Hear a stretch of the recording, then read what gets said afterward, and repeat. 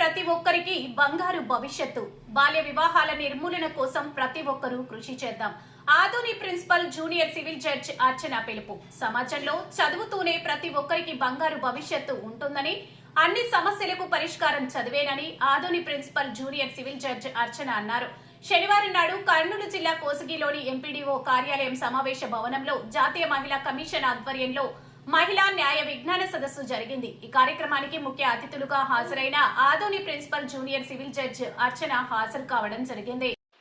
ఈ సందర్భంగా ఆమె మాట్లాడుతూ రాష్ట్రంలో ఎంతో మారుమూల ప్రాంతమైన కోసిగి ప్రాంతం అక్షరాస్యతలో పూర్తిగా వెనుకబడి ఉందని, ప్రతి ఒక్కరూ అవగాహన కలిగి తమ పిల్లలను బాగా చదివించుకుని వారికి బంగారు భవిష్యత్తును అందించాలని, చదువు ఉంటేనే ఎన్నో సమస్యలు పరిష్కారం అవుతాయని ఆమె అన్నారు. అలాగే సమాజంలో సాంఘిక దురాచారమైన బాల్య వివాహాలు చట్టరీత్యా నేరమని, వాటిని అరికట్టేందుకు ప్రతి ఒక్కరూ కృషి చేయాలని ఆమె కోరారు. చిన్న వయసులో పెళ్లిళ్లు ఎన్నో సమస్యలు తెచ్చిపెట్టడమే కాకుండా వారి భవిష్యత్తును పాడు చేస్తాయని తెలిపారు. పిల్లల తల్లిదండ్రులు అవగాహన కలిగి వారి పిల్లలకు 18 ఏళ్లు పైబడిన తర్వాత వివాహాలు చేయాలని కోరారు.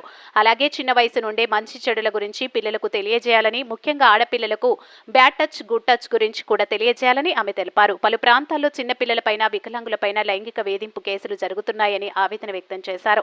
తల్లిదండ్రుల బాధ్యతాయుతంగా చిన్న వయసు నుండే అన్ని విషయాల పట్ల అవగాహన ఉండే విధంగా తల్లిదండ్రులు పిల్లలను తీర్చిదిద్దాలన్నారు.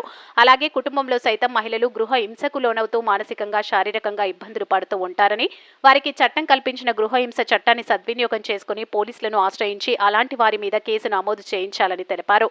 ప్రతి ఒక్కరూ అన్ని విషయాల పట్ల అవగాహన కలిగి ముందుకు సాగాలన్నారు. అలాగే ఈ కార్యక్రమంలో Rajaka welfare corporation commission chairman Savitri, ICDS CDPO Nagamani, Kosigi tahsildar Rudragoud, MPDO Venkateswarlu, పలువురు న్యాయవాదులు తదితరులు మాట్లాడారు. అన్ని చట్టాలు, విషయాల పట్ల వారికి అవగాహన కల్పించారు.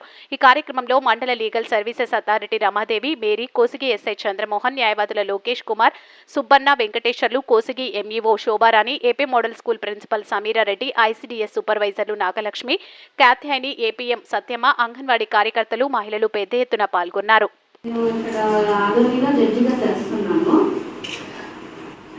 మొదట చెప్పాల్సింది ఏంటి అంటే, మన పిల్లల్ని చదివించడం ఇంపార్టెంట్. ఇక్కడ మనకు మేడం చెప్తున్నారు, ఫస్ట్ ప్రాబ్లం ఏంటి అంటే చైల్డ్ మ్యారేజెస్ అని చెప్తున్నారు.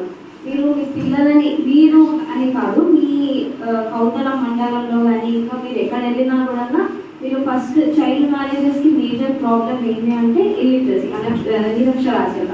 మీరు చదువుకోకపోవడం వల్ల వచ్చే ఫస్ట్ ప్రాబ్లం అది ఏంటంటే, పిల్లలు అమ్మాయిలు, ఎస్పెషల్లీ అమ్మాయిలకి చిన్న వయసులో ఉండగానే పెళ్లి చేసేయడం వల్ల వాళ్ళు వెళ్ళిపోతారేమో, కానీ ఒక ఇంటిని బాగుపరిచేది ఒక అమ్మాయి మాత్రమే.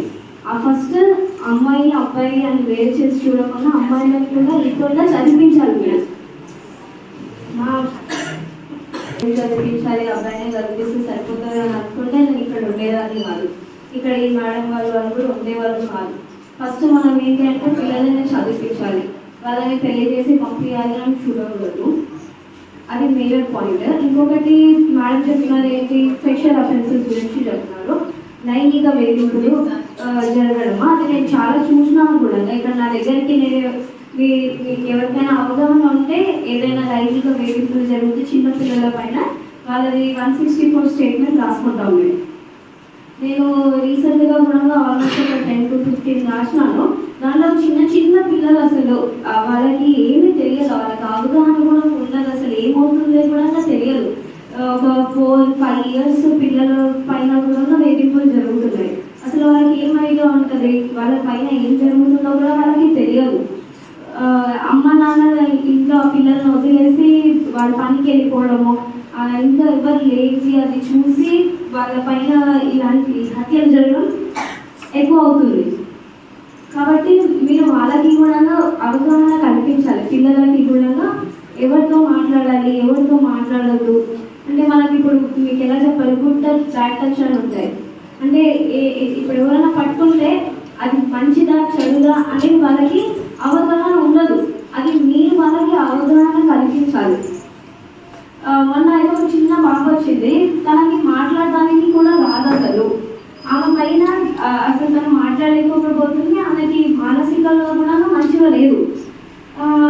ఏమైనా అడిగితే కూడా ఎక్కడెక్కడ పుట్టినారో చెప్పండి అంటే, చెప్పు అంటే అప్పుడు నన్ను ఇక్కడ ఇక్కడ ఇట్లా అలా చూపిస్తుంది. అంటే వాళ్ళకి ఏమి తెలియదు, అది తప్పు అని తెలియదు, వాళ్ళకి ఏమైతుందో తెలియదు.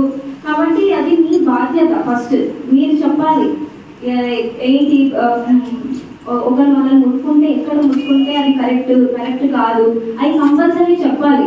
ఇదెందుకు ఈమెకు చెప్పాలి, ఈ వయసులో అవసరం అని అనుకోకూడదు. ప్రతి చిన్న పిల్లలు అసలు అంటే మంత్స్ బేబీస్కి కూడా లైంగిక వేధింపులు అయిన సిచ్యువేషన్స్ ఉన్నాయి. సో మీరు అది వాళ్ళకి ఎక్స్ప్లెయిన్ చేయాలన్నమాట చిన్నప్పటి నుంచే. అండ్ సో వాళ్ళకి ఇవన్నీ తెలియజేయాలి అంటే ఫస్ట్ వాళ్ళు స్కూల్కి వెళ్ళాలి. కంపల్సరీ వాళ్ళని మీరు బడిలకి పంపించి, అంటే ఇప్పుడు గవర్నమెంట్ స్కూళ్ళలో జస్ట్ లంచ్ పెడుతున్నారు అని చెప్పేసి నేను చూసినాను కూడా కొంతమందిని. ఏదో లంచ్కి పంపిస్తారు అంతే, జస్ట్ తినేసి వస్తారు వాళ్ళు అంతే, అక్కడ ఉండరు, వాళ్ళు ఏం చేయరు, చదువుకోరు. అక్కడ అసలు ఏమంటారు, చదువుకున్న వాళ్ళ ఏమంటారు నెంబరే తక్కువ అనమాట. ఏదో కొంతమంది వెళ్తారు, టైంపాస్కి వెళ్తారు, వచ్చేస్తారు. చదివించడం అంటే అట్లా కాదు. కంపల్సరీ మంచిగా ఒక ఇంట్లో ఒకరు చదువుకున్నారు అని అంటే ఆ ఇంటికి అంతా మేలు జరుగుతుంది, వాళ్ళ ఒక్కరికే కాదు అది. సో అది మీరు దృష్టిలో పెట్టుకోవాలి. ఇంకొకటి ఏంటి అంటే గృహహింస. ఇంట్లో ఉన్న వాళ్ళు కూడా మన ఇంట్లో ఉన్న కూడా మనకి ఎన్నో ఇబ్బందులు కలుగుతూ ఉంటాయి. అలాంటి గృహహింసకి ఎవరైనా పాల్పడుతూ ఉంటే మీరు ఇమీడియట్గా పోలీస్ స్టేషన్కి వెళ్ళి కంప్లైంట్ ఇవ్వచ్చు, మీకు ఇబ్బంది ఏం లేదు.